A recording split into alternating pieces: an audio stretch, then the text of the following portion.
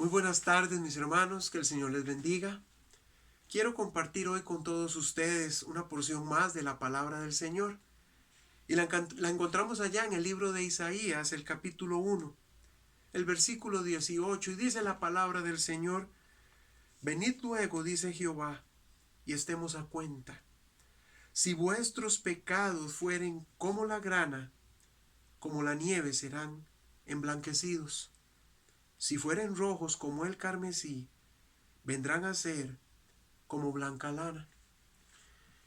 Isaías es un profeta del Antiguo Testamento, considerado uno del grupo de los profetas mayores. De hecho, en el Antiguo Testamento los profetas se dividen en profetas menores y profetas mayores, no porque algún profeta tuviera un mensaje mejor o más especial que otro, sino simplemente se les llama así porque por la cantidad de capítulos que encierra cada libro. Isaías era considerado un profeta mayor porque contiene 66 capítulos. Y en el tiempo en que Isaías escribe, hermanos, al pueblo de Israel, el pueblo de Israel estaba pasando por un tiempo de derrota espiritual terrible.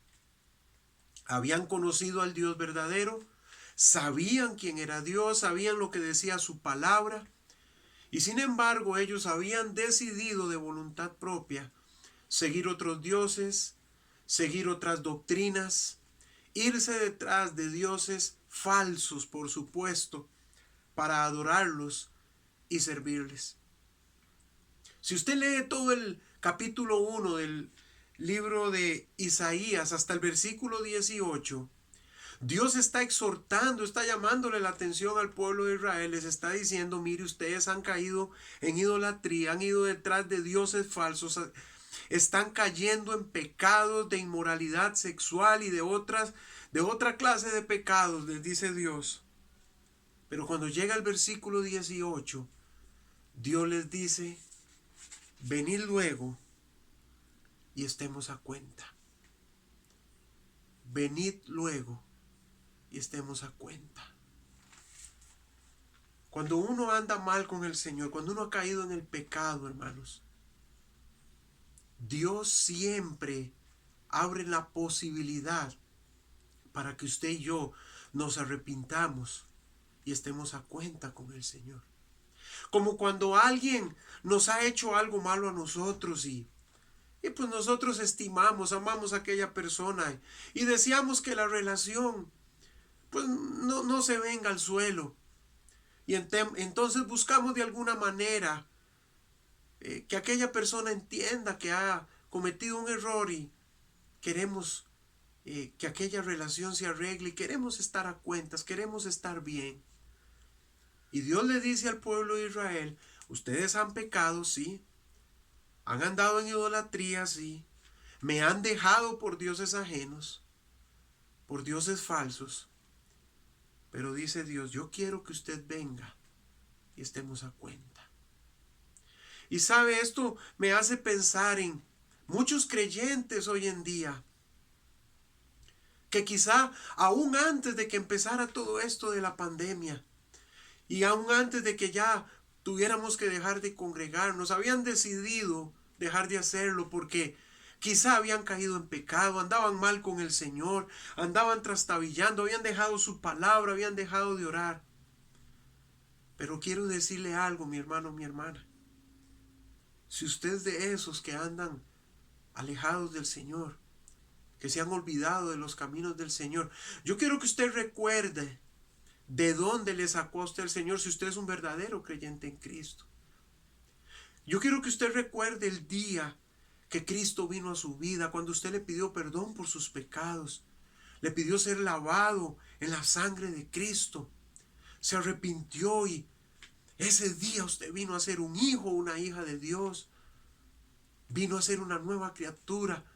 Y que usted recuerde esos primeros días, semanas, meses, incluso años, donde usted estaba encendido con la palabra del Señor, quería servir al Señor, quería hacer algo por el Señor. Pero hoy quizá anda lejos del Señor, anda en pecado, se ha olvidado del Señor, se ha olvidado de su iglesia. ¿Se ha olvidado de su palabra? Yo quiero que usted medite en lo que dice este versículo 18, porque el Señor te está diciendo sí a ti que andas lejos del Señor, a ti que andas en pecado, que te has olvidado de lo bueno y maravilloso que ha sido el Señor contigo. El Señor te está diciendo a ti hoy, venid luego y estemos a cuenta. Mis hermanos, tarde o temprano, todos los creyentes del mundo vamos a tener que estar a cuentas con el Señor. Lo que pasa es que si esperamos a estar en la presencia del Señor, allá en el tribunal de Cristo, vamos a estar a cuentas, pero no por nuestra propia voluntad, sino porque ya llegó el momento.